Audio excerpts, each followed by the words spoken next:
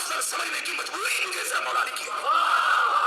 यानी मजबूरी क्या है? मौला अली की मजबूरी। इंशाल्लाह आपकी मजबूरी इरफान मशीद साहब हम दूर कर देंगे। जब ये मजबूरी नहीं रहेगी तो फिर आपको गैरत का मुज़ाहरा करना चाहिए और अमीरुल मोमिनीन के मुताबिक जो उनका अकीदा था हज़रत अबू बकर उमर के बारे में, वो अकीदा आप रखें और लोगों को बयान करें। अगर वाक़ई आप सैयद हैं और अपने आप को सैयद कहते हैं और आप खुद अगर कहते हैं कि हस्बी नस्बी सैयद हैं, जाली सैयद नहीं हैं, हजरत अबू बकर सिद्दीक को सारी उम्मत से अफजल समझने की मजबूरी मुझे सिर्फ मौला अली की है। फरमाते हैं अगर मैंने पाया ना किसी को कि वो मुझे अबू बकर पर अफजलियत देता है और उमर पर, कहता है जली अफजल है, तो मैं उसको छोड़ूंगा नहीं, मैं उसे 80 कोड़े मारूंगा। अब ये जो रिवायत अमीरुल मोमिनीन की निस्बत इन्होंने घड़ी है, अमीरुल मोमिनीन पे तहमत लगाई, इस रिवायत का भी आपकी खिदमत में रखेंगे और फिर इनकी जो ये मजबूरी है आज इंशाल्लाह इनकी मजबूरी खत्म करेंगे। अबू बकर को कादिबन आसिमन गादिरन खाइनन समझते थे कि तुम दोनों क्या समझते थे? अबू बकर झूठा है, गुनाहगार है, धोखेबाज है, खाइन है। बाबा अफजल नहीं समझते थे अमीरुल मोमिनीन। खुद उमर इस बात का एतराफ़ कर रहा है कि ए अली, उस वक्त तुम अबू बकर की बात को नहीं मानते थे। बिस्मिल्लाहिर्रहमानिर्रहीम। नाज़रीन एक और क्लिप आपकी खिदमत में रखते हैं। समझने की मजबूरी मुझे सिर्फ मौला अली की है। यानी मजबूरी क्या है? मौला अली की मजबूरी। इंशाल्लाह आपकी ये मजबूरी इरफान मशीद साहब हम दूर कर देंगे। जब ये मजबूरी नहीं रहेगी तो फिर आपको गैरत का मुज़ाहरा करना चाहिए और अमीरुल मोमिनीन के मुताबिक जो उनका अकीदा था हज़रत अबू बकर उमर के बारे में, वो अकीदा आप रखें और लोगों को बयान करें। अगर वाक़ई आप सैयद हैं और अपने आप को सैयद कहते हैं और आप खुद अगर कहते हैं कि हस्बी नस्बी सैयद हैं, जाली सैयद नहीं हैं, तो फिर आपको हम आज आपकी ये मजबूरी ख़त्म कर रहे हैं। या फिर आपके शागिर्दान जो कोई भी आए और आकर हमें ये जो आपकी मजबूरी है इसके ऊपर, इसकी सेहत के ऊपर दलाइल पेश करे। ये मुलाहिज़ा फरमाएं मजबूरी इमाम अली की तरफ से इनको कैसे है। मेरी बात समझ रहे हो? सुनिए मैं क्या कह रहा हूँ। हजरत अबू बकर सिद्दीक को सारी उम्मत से अफजल समझने की मजबूरी मुझे सिर्फ मौला अली की है। तुम किस तरह मसला बयान करते हो? जी को ना भी समझो तो ठीक है। मौला अली फरमाते हैं जो ना समझे अली अबू बकर को अफजल, जो ना समझे ला यदो अहदन फदलनी अला अबू बकर व उमर इल्ला जल्लतहु हद्दल मुफ्तरी। फरमाते हैं अगर मैंने पाया ना किसी को कि वो मुझे अबू बकर पर अफजलियत देता है और उमर पर, कहता है जली अफजल है, तो मैं उसको छोड़ूंगा नहीं, मैं उसे 80 कोड़े मारूंगा। हाँ, अब अगर इमाम अली फरमाते हैं किसी को मैं देख लूँ जो मुझे अबू बकर पर अफजलियत देता है तो मैं उसको 80 कोड़े मारूंगा। अच्छा जी, अब ये जो रिवायत अमीरुल मोमिनीन की निस्बत इन्होंने घड़ी है, अमीरुल मोमिनीन पे तहमत लगाई, इस रिवायत का भी आपकी खिदमत में रखेंगे और फिर इनकी जो ये मजबूरी है आज इंशाल्लाह इनकी मजबूरी ख़त्म करेंगे और फिर देखते हैं कि हमारे ये मशदी साहब क्या बयान देते हैं। कहाँ कहाँ से तुम लोग राह फरार इख्तियार करोगे और कहाँ कहाँ से जान छुड़ाओगे। अब इसके बाद मैं समझता हूँ कि किसी को कोई शक की गुंजाइश नहीं रहेगी। अल्लाह जल्ल मजदुल करीम हमें अमल की तौफीक अता फरमाए। चलें जी, ये दोनों मौलवी साहब जो हैं इनका आ गया कहाँ कहाँ से राह फरार इख्तियार करोगे। पहली बात है ये जो आपने रिवायत पेश की है, हम चलते हैं फ़कत इसकी मुख्तलिफ़ असनाद में से सारी ज़ईफ़ हैं, किसी में भी कोई ताकत नहीं है। हमारा तकाज़ा है कि एक सही सनद रिवायत आप पेश कर दें कि जिसमें अमीरुल मोमिनीन ने यह बयान फरमाया हो जो आपने बात की है। एक सही सनद रिवायत आपके शागिर्दान आप कोशिश करें लेकर आएँ। किताब फ़दाइल सहाबा अहमद इब्न हंबल साहब की क्या है जी कि रावी कहते हैं मैंने सुना कि ला युफ़द्दिलुनी अहदुन अला अबी बकर व उमर इल्ला जल्लतहु हद्दल मुफ्तरी, कि मैं उसे जो है हद उसके ऊपर जारी करूँगा अगर किसी ने मुझे यहाँ पर अबू बकर उमर दोनों से अगर किसी ने मुझे अफजल करार दिया। इस्नादुहु ज़ईफ़, इसकी सनद क्या है? ज़ईफ़ है। एक और रिवायत इसी के हवाले से बयान की जाती है, रिवायत नंबर 13-12 के अमीरुल मोमिनीन से सुना कि भाई कोई भी शख्स अगर मुझे अबू बकर उमर से अफजल करार देगा तो मैं उसके ऊपर हद जारी करूँगा।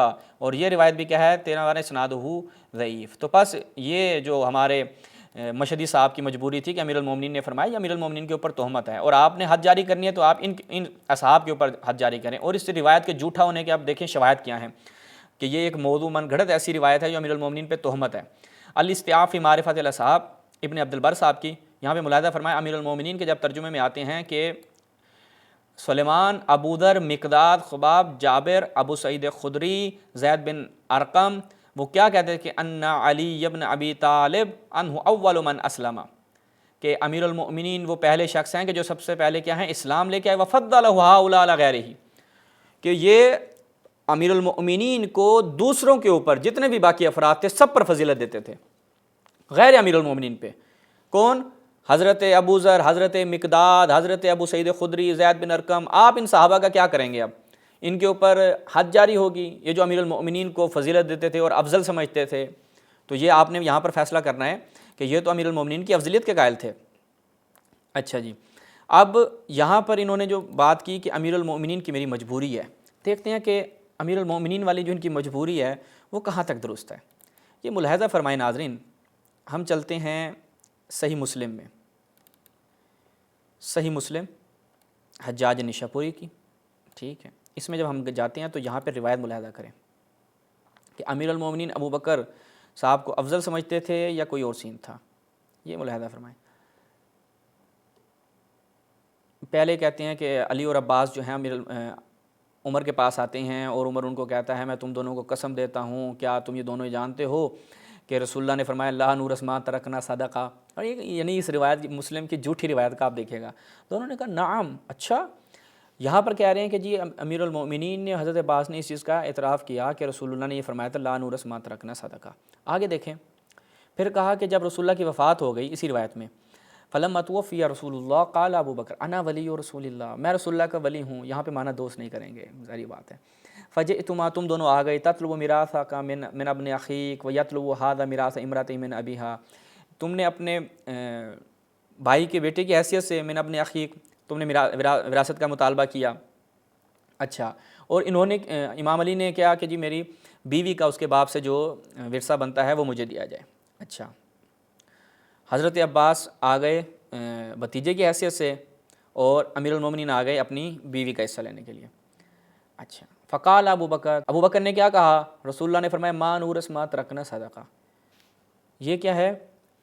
صدقہ ہے. رسول کی حدیث بیان کی، پیچھے کیا بیان کی تھی؟ نعم. ان دونوں نے کہا ہاں. اور یہاں پہ کیا ہے دیکھے گا، یعنی جھوٹا جو تھا روایت گھڑنے والا. اب ان کی تو کتاب بادہ کتاب اللہ صحیح ترین کتاب ہے، لیکن آپ دیکھیں کہ جھوٹے کا حافظہ نہیں ہوتا. ادھر یہ بیان کر رہا ہے، آگے کہتا ہے کہ جب ابو بکر نے یہ حدیث بیان کی قال رسول اللہ ما نورث و ما ترکنا صدقہ فرأیتما، تم دونوں کیا ابو بکر کو قاذبا آثما غادرا خائنا سمجھتے تھے کہ تم دونوں کیا سمجھتے تھے؟ ابو بکر جھوٹا ہے، گناہ گار ہے، دھوکے باز ہے، خائن ہے. بابا افضل نہیں سمجھتے تھے امیر المومنین. خود عمر اس بات کا اعتراف کر رہا ہے کہ اے علی اس وقت تم ابو بکر کی بات کو نہیں مانتے تھے اور کیا سمجھتے؟ فرأیتماہ، آگے نشون بدید فرأیتماہ قاذبا آثما غادرا خائنا. آگے فرأیتمانی، اب تم دونوں بھی، اب میں رسول کے بعد ابو بکر ہے، ابو بکر کے بعد میں اس کا جانشین بناؤں، رسول کا جانشین بناؤں. فرأیتمانی، تم مجھے بھی قاذبا آثما غادرا خائنا سمجھتے ہو. اور آگے کہتے ہیں خدا کی قسم میں بھی بڑا سچا ہوں، نیک ہوں، فلاں ہوں فلاں فلاں ہوں. اب یہ حضرت عمر خود اعتراف کر رہے ہیں کہ امیر المؤمنین ابو بکر کو یہ سمجھتے تھے اور مجھے بھی یہ دونوں یہی سمجھتے ہیں. خود ایک بندہ اعتراف کر رہا ہے.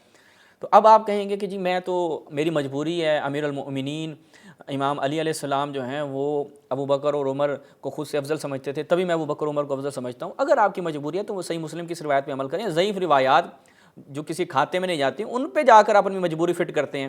مجبوری بنانی ہے تو یہ آج کے بعد آپ اعلان کریں بھائی میری مجبوری ہے کہ میں حضرت ابو بکر کو قاذبا غادرا آثما خائنا سمجھتا ہوں. میری مجبوری ہے کیونکہ میرے مولا علی ابو بکر کو یہ سمجھتے تھے. میری مجبوری ہے کہ میں حضرت عمر کو قاذبا غادرا آثما خائنا سمجھتا ہوں. کیونکہ امیر المومنین یہ سمجھتے تھے.